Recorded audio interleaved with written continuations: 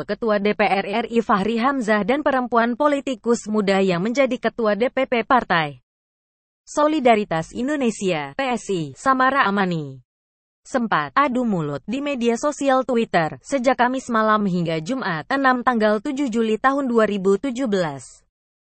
Twitter atau perang di media sosial tersebut bermula ketika Samara menggugah sejumlah tulisan yang menggugat pola pikir Fachri terkait wacana pembubaran Komisi Pemberantasan Korupsi (KPK). Saya bingung belakangan ini Wakil Ketua DPR Fachri Hamzah makin getol menyerang dan bahkan ingin membubarkan KPK, tulis Samara di akun pribadinya @smaratki. Bagi saya, ini menyakitkan.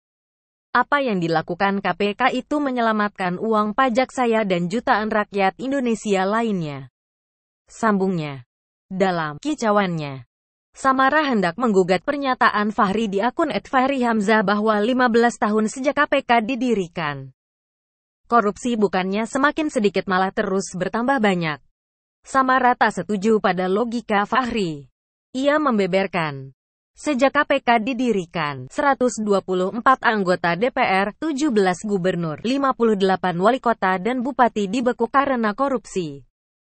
Politikus muda itu justru meminta Fachri ngaca karena DPR yang dipimpin politikus PKS tersebut selalu menunjukkan kinerja buruk. Tahun 2015, ada 39 RUU, rancangan undang-undang, prioritas, hanya 3 yang selesai. Tahun 2016, ada 50 RUU prolegnas yang jadi prioritas DPR, hanya selesai 9. Dari sekian banyak UU yang menjadi prioritas, hanya sedikit yang terselesaikan. Bisa dilihat pada tahun 2015 dan 2016 ini. Karenanya, Samara meminta Fachri tak heran kalau survei SMRC menyebut hanya 61% rakyat yang tetap mempercayai DPR.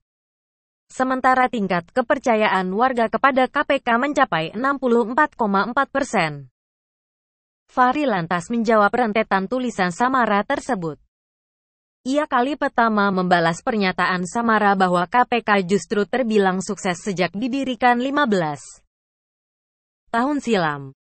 Kalau menurut saya, sukses artinya ya koruptor habis, masalah selesai, negara maju dan rakyat sejahtera, balas Fachri. Samara langsung membalas jawaban Fachri tersebut. Memang Pak. Tetapi bagaimana mau habis kalau tak ditangkapi? Bukankah menangkapi koruptor itu upaya menghabisi korupsi? Fachri lantas menjawab pertanyaan Samara bahwa dirinya semakin getol mengkritik KPK. Fachri meminta Samara datang ke ruangannya di DPR. Saya tunggu di DPR buat saya bilangin. Detil, Samara ternyata enggan memenuhi permintaan Fachri. Yang perlu bukan hanya saya, tapi publik. Semua bingung kenapa wakil rakyat kami mau bubarkan lembaga yang sangat dipercaya rakyat.